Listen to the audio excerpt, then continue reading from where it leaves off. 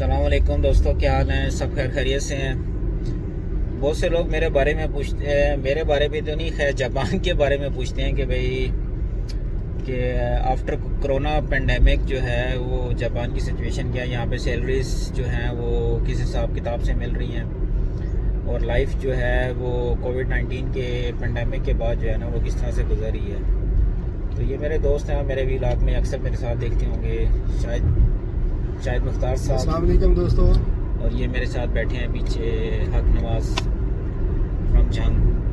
तो मैं पहले दोस्तों से उनके व्यूज़ पूछूंगा, उसके बाद फिर लास्ट में मैं अपना जो है वो कंक्लूजन बताऊंगा कि मैंने इन 4-5 सालों में जब से मैं जापान में आया हूँ तो लाइफ किस तरह से गुजरी है और यहाँ पे क्या क्या चेंजेस जो आई हैं, और जो आने वाले जो दोस्त हैं पाकिस्तान से जापान में जो आने का इरादा रखते हैं उनको किन किन चीज़ों का जो है ना वो ज़हन में ख्याल रखना चाहिए।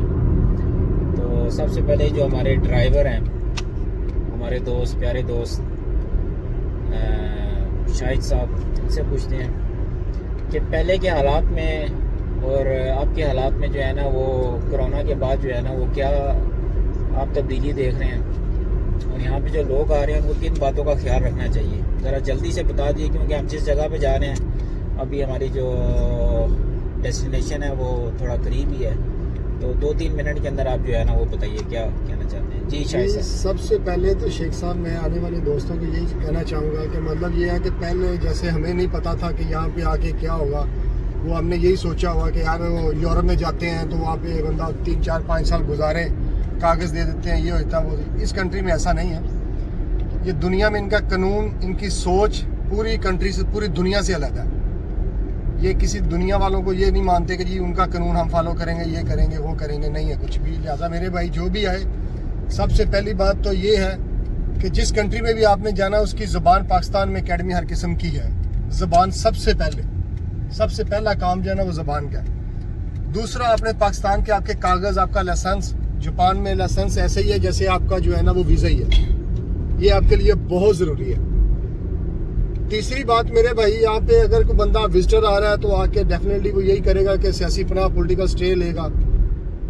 उसके लिए ये है कि आप लोग आते हो, अपनी तैयारी ये सोच के आना कि ये वापस नहीं बंदे को जाने देते उस पॉलिटिकल स्टे में जब तक आपने यहाँ पे रहना है। उसमें ये आप यहाँ पे शादी कर सकते हो, इनकी लड़की से शादी करेंगे तो आपको रेजिडेंट कार्ड मिलेगा, आप पाकिस्तान आ जा सकते हो। या यहाँ आके आप पैसे कमा के कंपनी अपनी बना लें, गाड़ियों की कोई भी कर लें तो हो सकता है। अदरवाइज तीसरी इनकी ऑप्शन कोई नहीं है वीज़ा चेंज होने की। वैसे शादी से याद आया, आपने अभी तक क्यों नहीं शादी की? बस भाई हमें को मिली नहीं, पहली बात तो ये। और दूसरा, हमने गलती ये की है, अच्छा आगे। दूसरी बात ये है, गलती हमने भाई ये की, जो भी मेरा भाई शादीशुदा पाकिस्तान से आए, मैरिड आता है ना, हमने जो गलती की हम बता रहे हैं। इस व्लॉग करने का मतलब यही है कि दोस्तों को हमारी जो बुराइयां, जो खुताइयां हमसे हुई हैं ना, वो दोस्तों से ना हो। जो भी दोस्त यहाँ पे आना चाहता है वो जब पॉलिटिकल स्टे अपना डालेगा तो उसमें मैरिड कभी ना लिखे। अगर उसने शादी की यहाँ पे सोच रखनी है कि मैं शादी करके, अगर उसने कंपनी बनाने की सोच रखनी है, मैं कमा के कंपनी बनाना चाहता हूँ, वो पाकिस्तान से कुछ पैसे मंगवा लूंगा, या मेरा कोई रिलेटिव किसी कंट्री में है वहां से पैसे मंगवा सकता हूँ मैं, जो मंगवा के तो अपनी कंपनी बना सकता हूँ। वो बंदा फिर अपनी फैमिली का जरूर लिखे, इसलिए जैसे कंपनी डलेगी वो अपनी फैमिली को बुला सकता है, उनका वीजा अप्लाई कर सकता है। कहने का मकसद है कोई बंदा पाकिस्तान से आ रहा है, अगर वो शादीशुदा है तो यहाँ के डॉक्यूमेंट्स में अगर उसकी सोच है कि मैंने शादी यहाँ पे अपने आप को सिंगल शो करे, उसमें ये फायदा होगा तो भाई उसे पाकिस्तान से डॉक्यूमेंट मंगवाने में प्रॉब्लम नहीं बहनें हैं जो अपने हस्बैंड्स को भेजना चाहती है, जरा इस बात को जरा गौर से सुन ले। ठीक है ना, बेलना जरा हाथ में पकड़ के रखिएगा। जाने से पहले कस्में और वादे और शादी सब कुछ पेपर पे लिखवा गए, फिर अपने जो है ना प्यारों को जो है ना मुल्क में भेजिएगा। ये बातें जो भाई आप लोगों को बताई हैं ये याद रखेंगे। ये आप चलिए अब हम चलते हैं अपने टॉम क्रूज साहब, मतलब हक नवाज साहब के पास। जी आपका क्या कहना है इस बारे में? ये पहले इनसे हमने पूछा अपने दोस्त से, अब आप जरा बताइएगा। सर मोस्ट वेलकम जो भाई आ रहे हैं इधर, जरा जल्दी क्योंकि ज्यादा लंबा व्लॉग हो जाएगा तो फिर लोगों को जरा परेशानी होती है। मोस्ट वेलकम जो भाई आ रहे हैं या आने वाले हैं। सबसे पहले तो ये है कि अगर आपने सिर्फ यूट्यूब देखकर या लोगों की बातें सुनकर इधर आना है ना, तो फिर बिल्कुल ना आना। जो वो जट कह रहे हैं 6 लाख सैलरी है, 7 लाख है, 8 लाख है, ये सब झूठ है। इसको अच्छी तरह देख लें, सर्च करें, उसके बाद खुद भी अप्लाई कर सकते हैं। एजेंटों के चक्कर में नहीं पड़ना बिल्कुल। अगर एजेंटों के चक्कर में पड़ोगे तो धक्के लोगे इधर आके, इतनी सैलरी नहीं है। इसको सर्च करें, उसका जो वेबसाइट है एम्बेसी की जापान की या किसी भी कंट्री में आप जाना या चाहते आपका हैं कोई दोस्त है उससे अच्छी उस मशवरा आपको दे सकता है। मैसी को सर्च करें, उधर सब कुछ लिखा हुआ है, उसके मुताबिक जो रिक्वायरमेंट उनकी है खुद आप भी अप्लाई कर सकते हैं। जरूरी नहीं है कि एजेंट ही हो तो आपको इधर लेके आएगा। चलें। इतनी भी सैलरी बताते हैं इतनी नहीं है किसी भी कंट्री में, कोरिया में भी नहीं है इतनी, जापान में भी नहीं है। अगर आपके जेहन में हो कि कोरिया में वो कह रहे 10 लाख है 8 लाख है, नहीं है। मैं कोरिया में रह के आया हूँ। हाँ, ये मेरे दोस्त हैं, ये जापान तकरीबन में 7-8 लाख नहीं है 8-10 बिल्कुल साल ना। जो है ना कोरिया में गुजार के आए हैं। उसके बाद इस ये चीज़ से इधर मेरा आए हैं। परहेज करें। अस्सलाम वालेकुम। ठीक है। अच्छा, अब मैं मुख्तसर सी बात करूंगा आखिर में। अभी मेरे दोस्त ने जिस तरह बताया कि अगर आप लोग आना चाहते हैं जापान में तो सबसे पहली जो चीज़ है वो आपको लैंग्वेज कोर्स करना पड़ेगा, क्योंकि जापानीज़ जो है ना वो लैंग्वेज जिस बंदे को आती है जापानीज़ लैंग्वेज, उसको निहोंगो कहते हैं जापानीज़ में ना। निहोंगो अगर आपको आती है तो आपका जो है ना ये प्लस पॉइंट है। ठीक है, आपको जॉब भी इजीली मिल जाएगी हर जगह पे, और ये लोग जो है ना उस बंदे को लाइक भी करते हैं, और आपके लिए वीज़ा जो है ना प्रोसेस बहुत ज़्यादा इजी हो जाएगा। और दूसरी बात ये आपके पास लाइसेंस होना चाहिए गाड़ी का। अगर आपके पास लाइसेंस है तो समझ लेंगे वो आपका आधा वीज़ा है, क्योंकि जिस जगह पे आप जॉब करने जाते हैं उनके पास पहला क्वेश्चन होता है आपको लैंग्वेज आती है, निहोंगो आती है। दूसरा क्वेश्चन होता है कि आपके पास लाइसेंस है।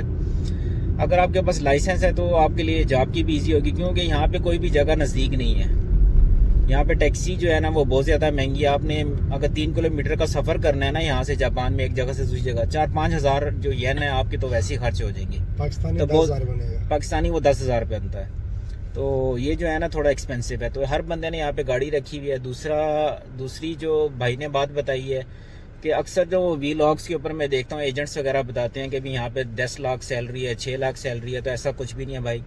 मिनिमम जो यहाँ पे जापान में सैलरी की जो वेज है वो है 850 रुपया घंटा।